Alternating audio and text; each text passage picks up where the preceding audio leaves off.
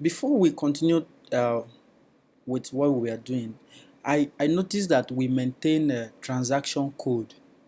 So that means I've just added the transaction code, which is I801, because if you go back to maintain source fields and you click on execute, you will see that we maintain transaction code. So it will throw an error if we had this file with that transaction code. So I just put the transaction code here so that everything will align based on what we have specified, the structure we've specified. Okay, so now the next thing you do is that you close this file, close the Excel file, which is this one, close this, save. For now, let me just change this to the normal Excel file. Let's put test so that it won't conflict with what I've had before. Okay, then we can now go back to specify file. So click on execute. Yeah, you remember I told you about legacy data, imported data, converted data. This is where they actually come into play. So you click on change mode.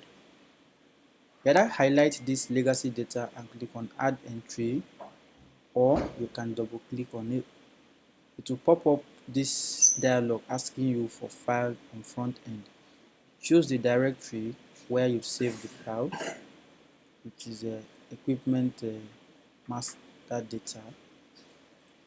But ensure you've added that transaction code column. Even if you do not have it in the Excel file, add it inside the text file. Then choose tabulator, because we are telling the text file to be in a tabular format.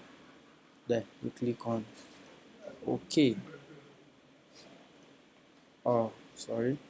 Then you go to and say equipment master data. You OK that.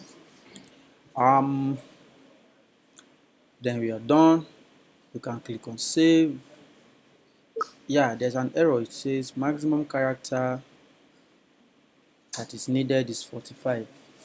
So all you have to do is double click on this, and you'll be prompted to change. You can reduce the size, the character length a little,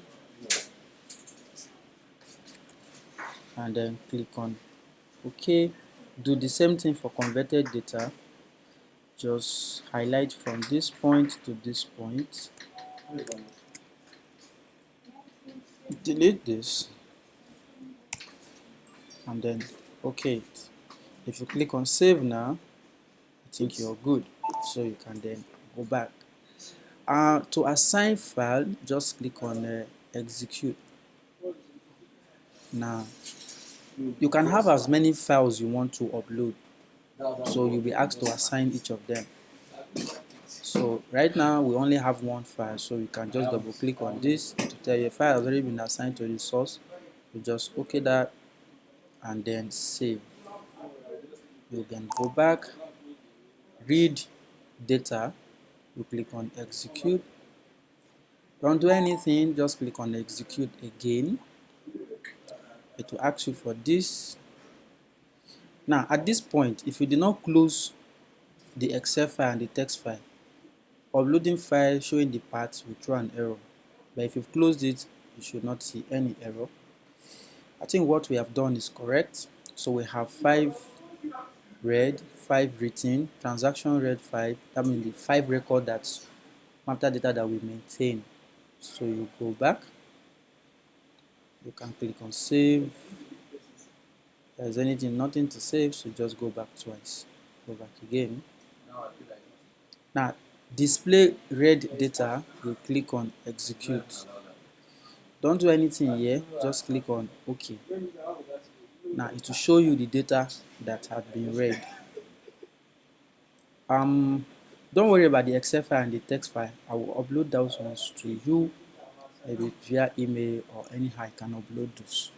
So you can double click on any of them to see that what we asked for is correct. So you can now see transaction code IE01, equipment number this, validate this. So everything is now okay.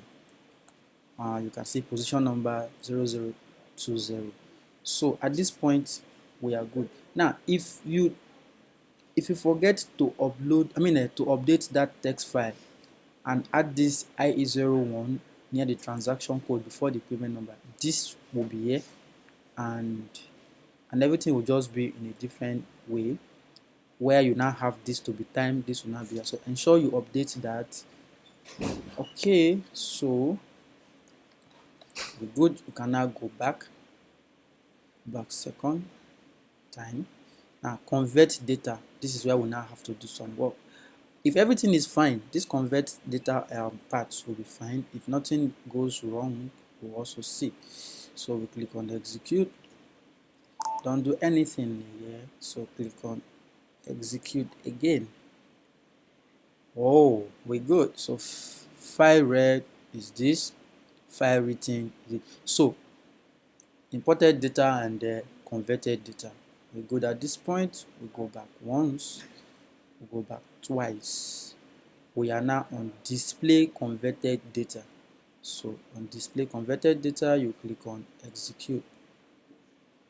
Don't do anything, just click on OK, and you see that it has turned green, which means we are good to go.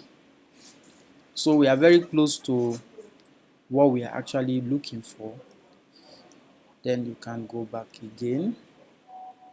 Now create batch input session.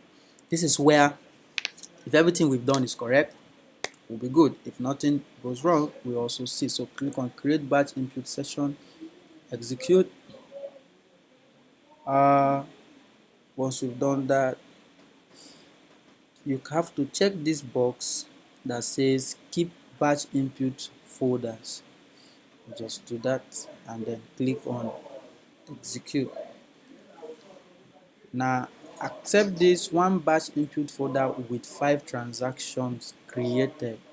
Okay, that. Alright, so now we can run the batch input. Shall I stop at this point and we continue with the run batch input? I think yes. Okay, so I'm going to